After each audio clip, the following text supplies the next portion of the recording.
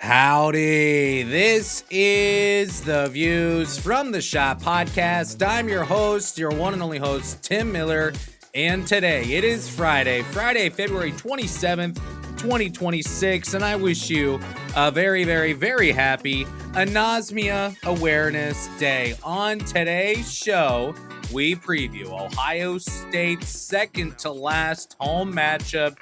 This one coming against the Purdue Boilermakers. Purdue off a tough loss last night to Michigan State, but obviously in an okay spot, I guess we would say, program-wise, season-wise, coaching-wise. Some things that a lot of fans would say Ohio State are not. That's what Purdue is. So today we will preview this game in its entirety, breaking down this matchup from every single angle. If you're watching on YouTube, please like, please subscribe. I mean it. Please like and please subscribe. We want to get to 300 subscribers before March Madness. And by we, I mean me and the mouse in my pocket. So please subscribe wherever you get your podcasts as well. Subscribe on YouTube. Like the video on YouTube. You'll get some video, some graphics, stuff like that today here on YouTube. As per usual, give a 5-star review. Can't let the Nut House win. However, I will say I think the Nut House is going to win on Sunday against Purdue. I think they'll bring some energy in this one because I think a lot of fans will be there. I will be there as well. So no live tweets from me. I'll be there as a fan, I guess you could say, taking off the podcast hat and putting on the fan hat, although I probably won't have a hat on at all. But I'll be there as well. I hope you'll be there as well as Ohio State takes on Purdue. Follow on all the socials. And of course, you know about the Substack, right? Views from the Shop podcast.substack.com. Look, we had 213 messages sent in the Ohio State against Iowa game thread. It was crazy. It was wild. Some messages mildly PG-13, but it is how it is. That's how it goes at times. So highly recommend you get to Views from the Shop podcast.substack.com. You can get in the insider chat, get access to chatting with a bunch of other Ohio State fans during the game. And of course, I throw out some insider information, scoops, intel, things like that there as well. Views from the Shop podcast.substack.com. You can sign up for completely free if that's what you're into, or you can join the chat as well. Would recommend you get there sooner rather than later. If you're going to join the chat, you've been thinking about it, probably want to get there sooner rather than later. All right, so Ohio State versus Purdue. That's what we need to talk about on today's show. Complete game breakdown as we get into talking about who Purdue is so far this season. Well, like I said, to open the show, a little bit of a stronger start to the year and finish and middle than Ohio State has had so far right now. Purdue, even with the loss to Michigan State last night, the Boilermakers still sit at 22-6 and 12-5 in Big Ten play. We've talked about how the magic number for Ohio State, get to 20 wins, get to 12 Big Ten wins. Well, Purdue is already there and most likely going to surpass those numbers, even the 12 wins in Big Ten play before the season ends. Purdue started the season very, very hot at 17-1. As a part of that, they took care of Alabama and Texas Tech in the non-conference. I'm not sure where to put my mouse today. I'm having some issues here on placement of objects. So let's see if that's a little bit better. 17-1, beat the Crimson Tide, beat the Red Raiders. They did fall to Iowa State. It was a bit of a blowout in that game. It was the first loss of the season for Purdue. Came December 6th, I believe. They crushed Auburn in non-conference play as well. A lot of Ohio State fans keep an eye on Auburn. We should continue to keep an eye on Auburn. Doesn't really matter for the Buckeyes unless they pull off some wins here down the stretch, but Auburn, a big-time bubble team at this point. In Big Ten play, however, for Purdue, crushed Wisconsin and Madison, took care of Iowa at home and on the road. A little sweep there of the Hawkeyes. They beat Nebraska in overtime somewhat recently, went through a 3-game losing streak in the latter part of January, losing to UCLA, Illinois, and Indiana. Those days pretty much long gone. They've won 6 of their last 8. However, losers of 2 of their last 3. Those 3 games, Indiana, Michigan State, Michigan. So the one win over Indiana. I'm not going to fault any team for losing to Michigan State and Michigan. Far be it for me to fault Ohio State from losing to Michigan State and Michigan. So far, these numbers are as of February 27th. They're 7th in Bart Torvik. They're 8th in Ken Palm. Net as of February 25th, games through February 25th. So as of February 26th, they're 7th. They might drop a spot with the loss to Michigan State, but the quad one record, absolutely beautiful, wins above bubble. You love that as well. This is a really, really strong Purdue team that's going to fight for most likely 2 to 3 seed range for the Boilermakers. That's where they're going to try to get. Probably not going to be able to get the 1 seed. Yeah, I mean, they went out maybe, but other than that, they're probably not going to get that 1 seed away from a Michigan or a Houston or something like that. But regardless, Purdue having a great year. You look at their health so far this year. Health is a huge topic of discussion for Ohio State. On Purdue's side, State really healthy. Trey Kaufman-Renn, I think, missed the first 2 games of the year. Other than that, no injuries. Everyone has played all 27 games, I think, for Purdue, 28 games, something like that. For the Boilermakers, extremely, extremely experienced is Purdue.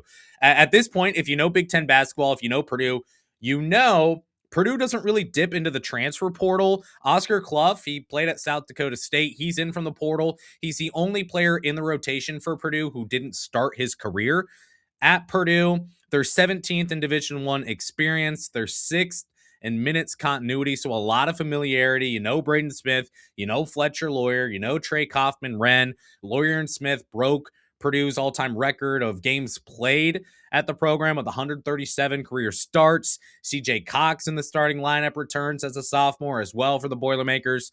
So a lot of continuity there from Purdue. Let's get into the offense of the Purdue Boilermakers. Look, again, you're familiar. You're super familiar with who Ohio State is and who Purdue is. Obviously, at this point, definitely talking about the Boilermakers over the past couple years. Ohio State has had some success against Purdue. We know the first ever game that Jake Diebler coached against or for Ohio State as interim head coach during that stint. He knocked off Purdue. Number 2, Purdue.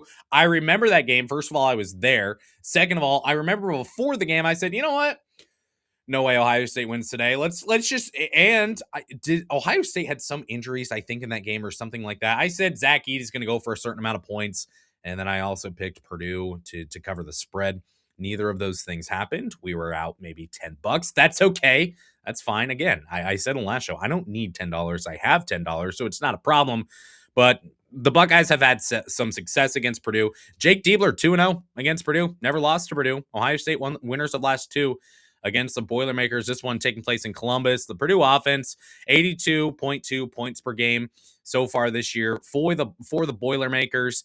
50% from the field, 38% from the 3-point line, and they're number 2 in the nation in adjusted offensive efficiency so far this season for the Boilermakers. What do? How do they score? Well, good question. I've got an answer for you. They are mid-range kings. Not something that I really would expect I'd be saying about the Purdue Boilermakers. When it comes to 2026, that's not the modern style of basketball, but Purdue loves to shoot, and they love to score from the mid-range. 14.6% of shots come from the mid-range. Doesn't sound like a lot. It is a lot. It's way above the NCAA average so far this year. They make 45% of their shots from the mid-range. That's way above the average as well in the NCAA. Way above the average.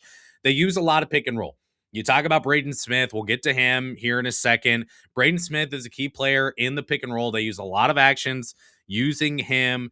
He makes half of his attempts shooting from the mid-range. Very, very high, 31.3% mid-range attempt rate. So he will take it from the mid-range for Purdue, but it's not just him. CJ Cox, Trey Kaufman-Renn, they help out in the mid-range as well for the Boilermakers. But again, they're not afraid to shoot there. I think that's the biggest thing, is that in today's age of college basketball, most teams want to get most of their shots at the rim or from behind the arc. That's not necessarily what Purdue is doing.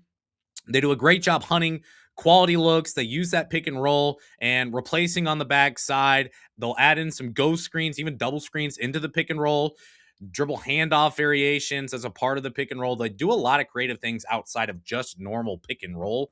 And it looks like I'm about to enter the pearly gates as the sun rises on me on YouTube. So you're welcome for that, I guess. But regardless, This is a Purdue team that, again, they use the pick and roll a lot. They shoot from the mid-range a lot. They're only 322nd in college basketball in rim and three-point attempt rate. So very, very low. They're willing to take those mid-range shots. The question on Ohio State side is, how do the Buckeyes defend? This is the most important question, the most important decision that Ohio State is going to have to make game plan wise, is how are they going to assign rules and decisions and assignments overall in the pick and roll against Purdue. Ohio State is exactly average defending the mid-range so far this season. However, when you split that out into Big Ten play, the number balloons to a pretty bad 42.3% field goal percentage on shots against Ohio State's defense in the mid-range so far this year. So Purdue very, very successful there. On the flip side, Ohio State's defense has struggled to defend those mid-range shots so far this year. So that's something to take a look at. But you really cannot talk a lot about Purdue until you get into talking about Braden Smith. We know, again, the continuity. We know about Braden Smith. He's really the engine for the Purdue Boilermakers, number 2 in the nation in assists per game, only behind Jeremy Fears, averaging 15 points per game, 8.8 assists per game. Not so bad rebounding the ball either. Super efficient shooting, 81% from the free throw line. And he doesn't bite off more than he can chew offensively. He's not a guy who's going to force shots. He's not a guy that Purdue has to lean on at all times for the Boilermakers. What you really see from Braden Smith is leading the offense in a way that I guess I would say is comfortable to him and that allows him to play within the flow of the game. He did score 27 and 12 against Illinois on 11 of 16 shooting, 2 of 3 from deep. That's the biggest game that he's had so far this year, but he scored over 20 just 5 times this season. So he really just allows the game to come to him. And then he is aggressive, though, facilitating for Purdue at the same time. He's got 13 games with 10 or more assists so far this season. He just had 10 last night against Michigan State. His assist rate of 43.7% is 99th percentile in college basketball this year. Because he's got the ball in his hand so much, he does struggle a little bit with turnovers. But all in all, this is a player, again, he's going to score in the mid-range. He's going to lead the pick-and-roll charge for Purdue, and he's still making 40% of his attempts from the three-point line while taking over 4 triples per game. So this is a player that Ohio State must keep an eye on. He's the guy who leads this Purdue offense, who's able to find open players a lot of times off the pick and roll, whether it be on seals and duck downs or kick out 3 attempts as well. This is the player that leads Purdue and is really, really good for the Boilermakers. So he's someone to keep an eye on in this one, obviously, for Ohio State. How does Bruce Thornton, how does John Mobley Jr., how does Taysom Chapman, how does Gabe Cupps, how do they deal with a player of the caliber of Braden Smith, especially with his success in the pick and roll? Now, talk about Braden Smith. I think we also talk about Fletcher Loyer. Fletcher Loyer so far this year, averaging 13 points per game, a little bit of assist production, not a lot of rebounding production, but shoots a 3-ball really well at 40% so far this year. Familiar with hitting big shots in the shot. I think as a freshman, he had a game winner against Ohio State in Columbus. He's really, really good. At times, he also has some moments where he's been inconsistent this year. So in terms of his good, he can turn the corner on the dribble and get to his spot and score really, really well. I think that's an impressive aspect of his game, is that whether it's dribble handoff, whether it's pick and roll, he's got the ball in his hands. He's able to turn the corner quickly and find his spot in the mid-range, find his spot to get a layup, whatever the case may be. But again, I talk about that ability. I talk about his efficient shooting numbers, 43% from the field. He's been a little bit more up and down than I think maybe we're used to or we were expecting this year from Fletcher Loyer. He scored as many as 30 points in a game so far this year. That happened against Evansville, old friends, Evansville, for Ohio State. But he also has 9 games scoring below 10 points so far this season. The majority of those games against Purdue's highest quality of opponents. In these games, he shot 20% from the field multiple times, 25% from the field a couple times, 30% from the field. Against Nebraska, he shot 4 of 17. Now, you may say 4 of 17, man, that's not very good. Maybe he should have tried to let other guys shoot a little bit better. Yeah, not just that. 4 of 17 from the 3-point line, to be specific, on Fletcher Lawyer. He took a couple other shots from inside the arc. How are you that cold throughout the entirety of a game and you shoot 4 of 17 from the 3-point line? That's what happened from Fletcher Lawyer. And he's going to take from 3. 69% 3-point attempt rate. That leads to 6.4 3-pointers attempted per game from Fletcher Lawyer. Right now, however, you take away that Nebraska game, you go back to just the past 4 from Lawyer. He's on fire from deep, making 10 of 19 shots from the 3-point line so far over the past 4 games for Fletcher Lawyer. Again, good in the pick and roll as well, but he's definitely your big time shooter here for Purdue in terms of the volume that he'll take from the 3-point line. And he's had some really, really good games, has Fletcher Lawyer for Purdue. He's had some not so good games. You hope if you're Ohio State, you can hold him to a not so good game in this one. Another player to talk about here is Trey Kaufman-Renn. This is a guy who, interesting season. The numbers are way down from last year, but it's because the usage rate is way down from last year. He scored, I believe, over 20 points per game or right near it last year for Purdue, and he was huge. He was huge for the Boilermakers over the course of the season last year. Usage rate 31.8% last year. This year, it's just 23.7%. So that's why those numbers have gone down. I don't think he's necessarily doing anything wrong for Purdue. But as you look at his overall style of play, another player who's, Braden Smith, Fletcher Lawyer, Trey Kaufman-Renn, none of these guys averaging a bunch of points per game, but they all kind of score together in a balanced approach, very similar to Michigan. 13.2 points per game. Really, really good rebounder, efficient, and he can share the ball a little bit as a big. Pretty solid job distributing the basketball for Purdue.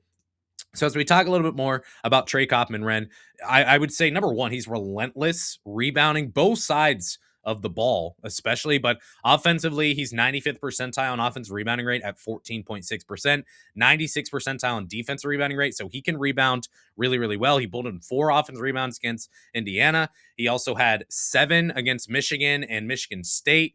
Those are your previous games before Nebraska, not before Nebraska, but before Michigan State last night. So he's rebounding really, really well recently on the offensive glass. He can score as a traditional big. You'll see him duck in. You'll see him seal off guys and have the ability to score right at the rim. But he also takes 17% of his shots from the mid-range, and he makes 40% of his shots from the mid-range as well. So he shows that ability as not quite a 7-footer, 6'9"-ish, I think he's listed at 6'8", 6'9". So he's a guy who can score in the mid-range, but can also back you down and win in those regards as well. Usage has increased a little bit recently, so seems like Purdue is going back to him a little bit more over the past few games. You're going to see Amari Bynum on him, I think, for the most part. In this one, he's going to have to stay active. Trey Kaufman-Renn, 2.7 second chance points per game. Bynum is going to have to be physical. He's going to have his head on a swivel when it comes to guarding Trey Kaufman-Renn.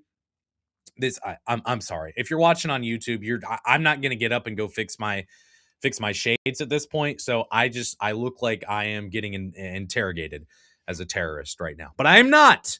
That's not what's happening to me right now.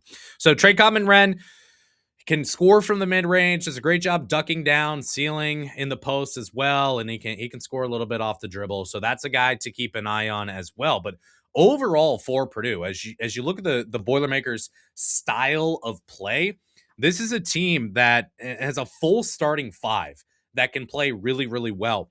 We talked about those top 3 players, but also Oscar Clough at the center, CJ Cox, kind of your more traditional shooting guard. I mean, Clough, he's a relentless rebounder, just like Trey Kaufman-Renn. Force on the offensive side. He plays super physical, sometimes too physical. He averages 4.4 personal fouls per game, probably like 0.2 scrums per game as well. He'll get into some action. He's not afraid of it.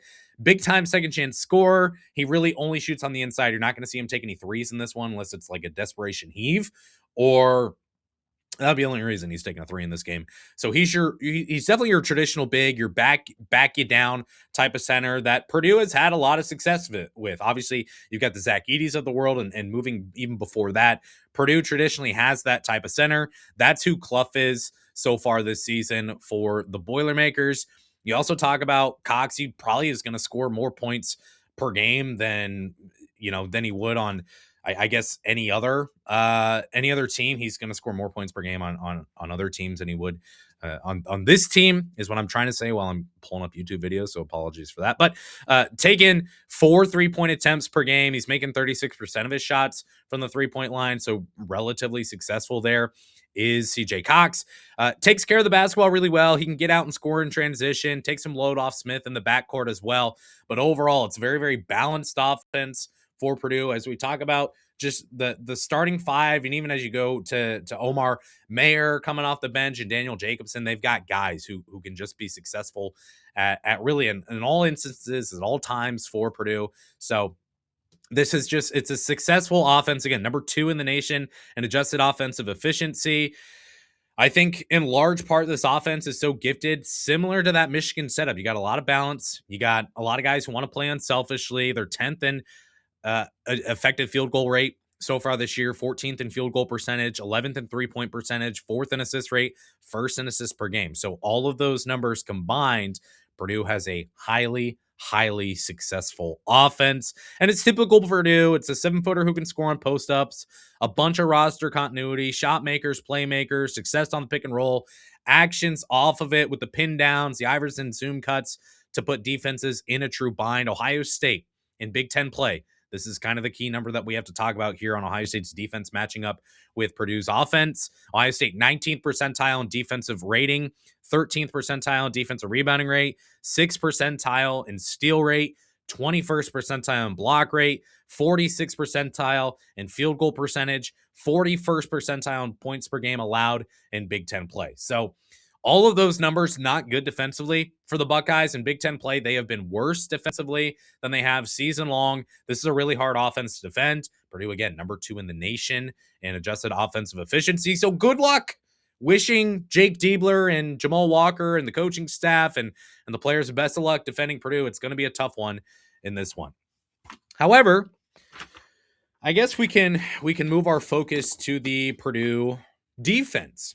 Purdue's defense is allowing 69.5 points per game so far this year, 43%, 44% actually, percent of shots from the field go in against Purdue's defense. They allow 33% of shots from the 3-point line to go in, and they're 29th in the nation in adjusted offensive efficiency. As we look at their defense overall, the one thing to look at, which again is very normal when it comes to Purdue's defensive abilities and their size at times, especially with their bigs, is their defensive rebounding rate. The Boilermakers can rebound the basketball like just about no other, which is the last thing Ohio State wants to hear. Trey Coppin-Renn by himself averaging 5.7 defensive rebounds per game. By the way, Ohio State's leading rebounder is Devin Royal. Devin Royal is averaging at this point 6.7 rebounds total per game. Trey Coppin-Renn averaging 1 less defensive rebound per game. Clough adds 4 defensive rebounds per game. Braden Smith contributes there as well for Purdue. Daniel Jacobson comes off the bench, and he plays pretty well as well for Purdue in terms of defense rebounding. I would hope so when you stand at 7'4". They were crushed by Michigan on the defensive glass, but outside of that, recently rebounding really well is Purdue. Over the last 10, they've got 8 games with a defensive rebounding rate above 75%. They had a 96% defensive rebounding rate against Indiana. I think they only had like 24 defensive rebounds in that game, but in terms of overall opportunities for the Boilermakers, they crushed Indiana on the defensive glass. Ohio State in Big Ten play, they've got a 31% offensive rebounding rate. It's nothing to write home about. It's not horrible. It's nothing to write home about, however. So this is, again, as Purdue's defense, Ohio State's going to miss some shots in this game. Can they pull in additional offensive rebounds and give themselves additional opportunities to score? That's a question I have in this game against Purdue. It doesn't look very likely. Purdue's defense also willing to give up the 3-point shot, more of that pack line defense that you're used to seeing from Purdue, deleting opportunities from the paint and inside. They're 322nd in the nation and 3-point attempts allowed per game. Team shooting it 33% from the 3-point line. That's pretty respectable. That's not special in any regards from Purdue's defense. It's an area of opportunity, I suppose, for Ohio State. The Buckeyes So far this year, 3-point percentage is 34.7%. That's 63rd percentile across college basketball, but their 3-point attempt rate is 39.2%. That's 48th percentile. They're not shooting a lot of 3-pointers, and they're certainly not shooting enough to where it really matters. I think Texas Tech is a team that they don't shoot the three ball. It's Texas Tech, Arizona, something like that.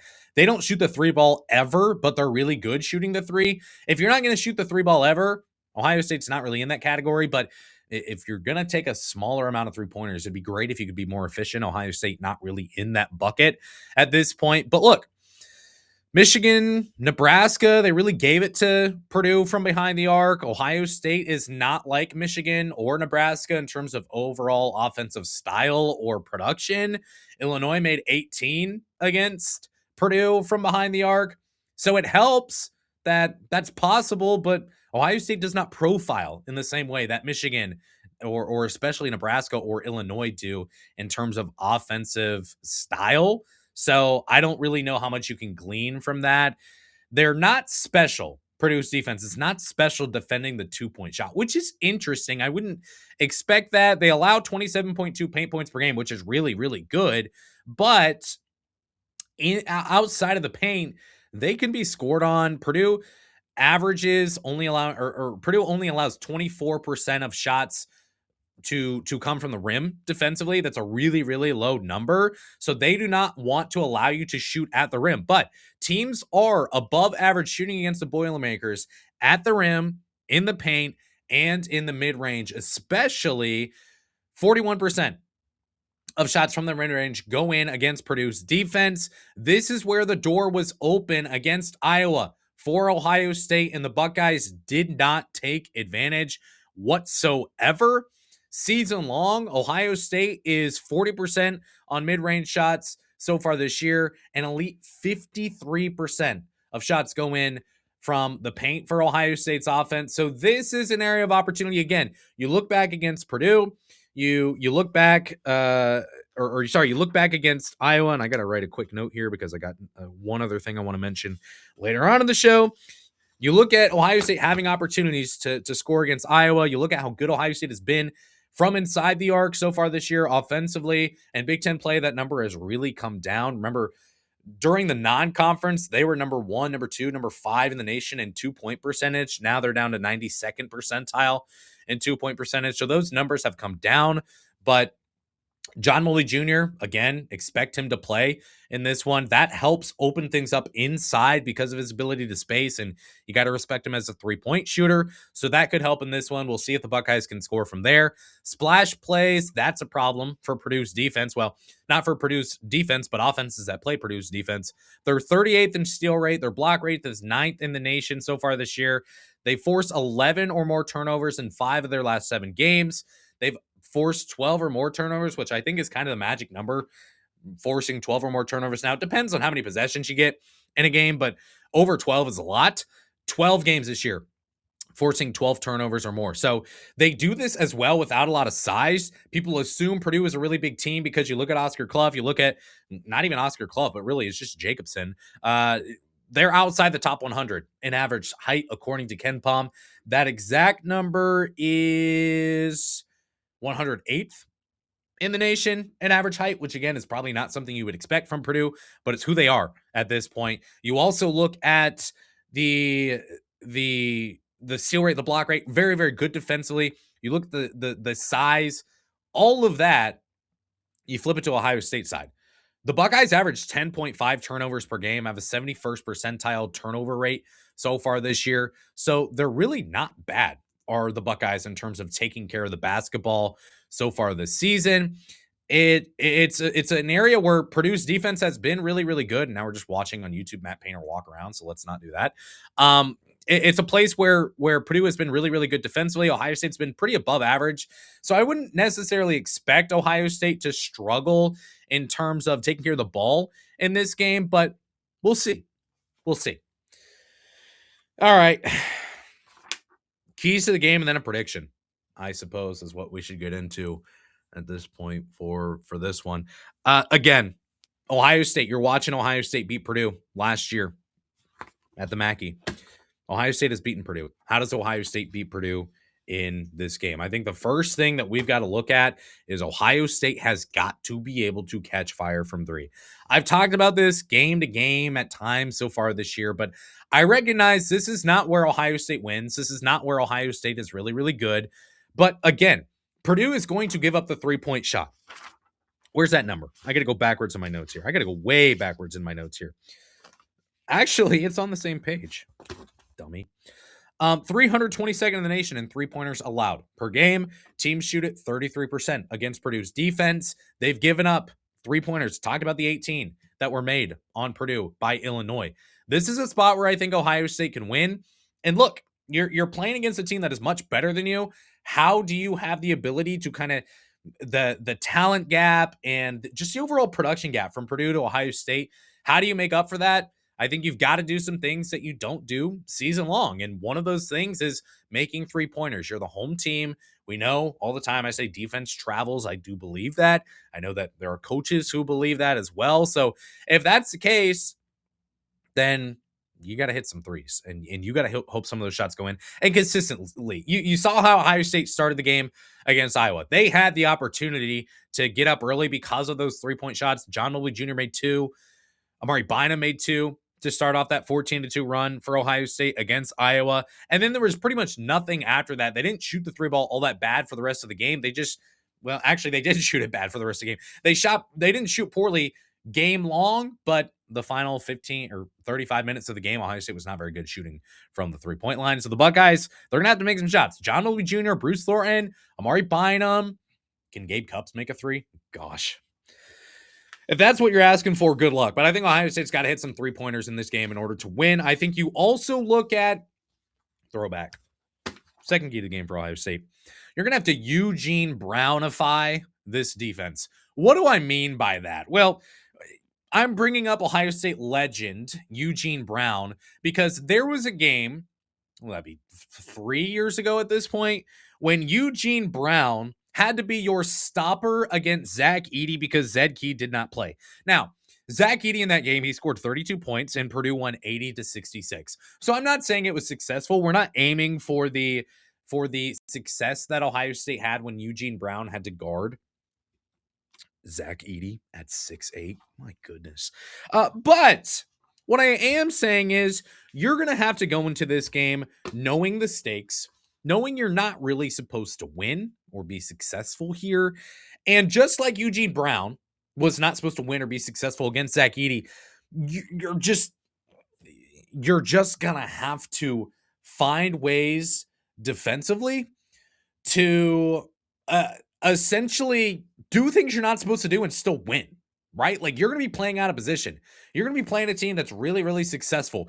You're not necessarily playing a guy in Zach Edey who 100 years ago, people would play money to see at carnivals, but you're still playing a team that they've got the size in the front court. They've got the ability in the front court. You're just going to have to deal with playing out of position sometimes, being in a bind defensively, and still getting stops. The only way to beat this Purdue offense at number 2, I mean, let's do this. We haven't even brought up this number yet.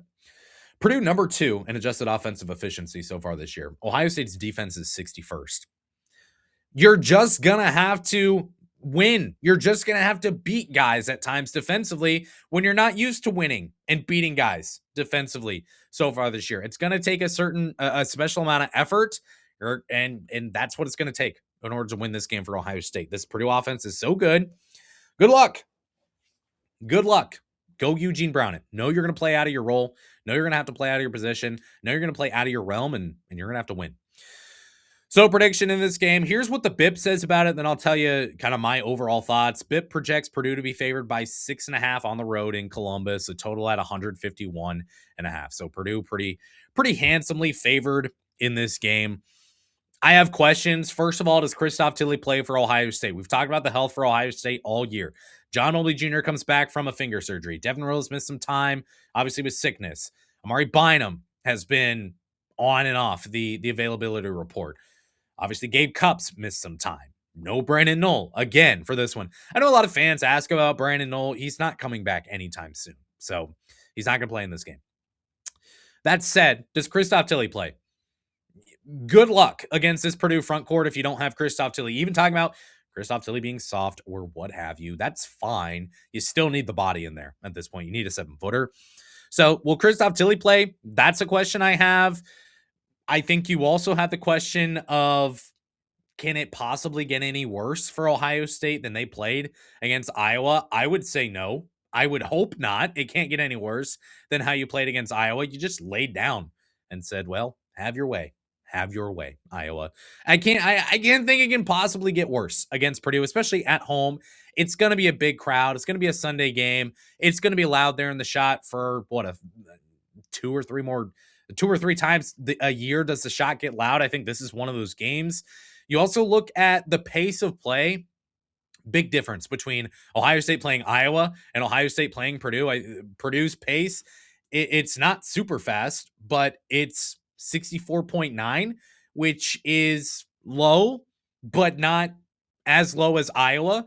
So I think that might give Ohio State a little bit more of a comfort factor in this game. Not that Ohio State plays with a high pace all that often, but I think Ohio State probably plays a little bit better when they're not playing teams like Iowa, who are first percentile in pace. So I think you look at that factor as well. Look, I came into this year in the preseason, I picked Ohio State to win this game over Purdue. I said Jake Diebler is 2-0 against the Boilermakers. I'm not going to pick against Jake Diebler against Purdue. I've learned my lesson on that 2 times now, so I'm not going to do it. He's also got a win on the road against Purdue. 1-0 at home, 1-0 on the road. Obviously, it's easier to win at home. But look, I said Ohio State was going to win this game coming into the year. Ohio State is playing on house money. We know the urgency of this game. We know that Purdue is going to be favored. We know that no one's going to pick Ohio State to win this game, unless me, maybe. I already picked Ohio State to win the game in the preseason. This is a different time, though. So we know Ohio State, they're going to be playing on house money. They need to win this game. You're going to get mad at me. We're still not in must-win territory for Ohio State. You don't get into must-win until if you don't win this game, you are eliminated from at-large contention. Ohio State can still get into at-large contention and get in with an at-large bid if they lose this game. It's just going to be harder, but this is a game that Ohio State really, truly does need to get. So in terms of the urgency, playing on house money, Devin Royal said after the loss that essentially they didn't band together. I don't know how you go 35 minutes of not banding together. John Mobley Jr. getting mad on the bench. I don't know. Maybe they had a kumbaya, a come to Jesus moment. Maybe instead of practicing on Friday, they're just going to go to a boxing ring and just punch each other for an hour. I don't know what fixes that, but obviously it needs to be fixed. Ohio State, I think they can win this game with a couple extra 3-pointers than they're used to seeing and scoring inside where Purdue is more vulnerable. At this point, again, I picked Purdue. I picked Purdue I picked Ohio State over Purdue in the preseason, knowing coming into the year that Purdue was going to be favored to win the Big Ten, and Ohio State was not. Purdue, a little bit worse than expected so far this year. Is this team as good as we think? Or is the team what we've seen at times this year with some inconsistent play from Fletcher Lawyer? Braden Smith, really, really good. He's not a crazy athlete. They don't have necessarily crazy athletes on this team. Is this team just a product of a very good coach and they have some really good nights with Braden Smith leading it? Or are they actually that good? That's a question that you're going to have to, I guess, answer yourself. I'm not going to answer it for you. I want to pick Ohio State. I do. Everything on the line for Ohio State, trying to fight and claw its way into the NCAA tournament, trying to not let Bruce Thornton miss the NCAA tournament for his entire career and reward him for coming back to Ohio State. Unless we see the patented Diebler devil magic that we see against Purdue, and unless we see the patented Bruce Thornton takeover for Ohio State, I don't see how they win this game. And quite frankly, I think this Purdue offense is just way too good for Ohio State's defense. So I will pick Purdue to win this game. I don't know about the spread. I'm not touching anything there, but I do think that Purdue wins this game. I think fans get very, very upset after the game. I think we see more fire Diebler chants. And I think you go into Penn State and you go into Indiana. And by the way, Penn State will be a must win if you lose to Purdue. Indiana, Penn State is a can't lose, not a must win. I've described that before. I'm not going to do it again. Indiana going to be close to a must win as well. You lose against Purdue, man, your back is against the wall. You have been pushed up against the wall. And the question is, are you just going to drop down to the floor and sit and give up? Or are you going to push and fight back? We'll see. I hope we don't get to that point, but Ohio State really needs to get this win over Purdue as a first 4 out, next 4 out kind of team right now. Buckeyes in contention. You got to beat Purdue. I'm sorry. I don't think it's going to happen. So on that note, enjoy your Friday, or if you're listening on Saturday, enjoy that. Enjoy your weekend. We'll be back on Sunday. No live tweets from me, okay? I know how much you love and care about. You didn't care about watching the game. You just want to see me live tweet. I won't live tweet for this game. I'm so sorry for that, and I hope that I can make it up to you at some point, but no live tweets. I'll be at the game. Might get a tweet from me here or there, but that's going to be about it. So Sunday night, I will record. The episode may come out Monday morning and maybe Sunday night where I react to Ohio State against Purdue, but that's what we'll do. Make sure you're subscribed, like the video on YouTube, do all the things that I would like you to do, please, so that we can continue to support the show here. Until next time, I shut up. Before you shut me off, go Bucks.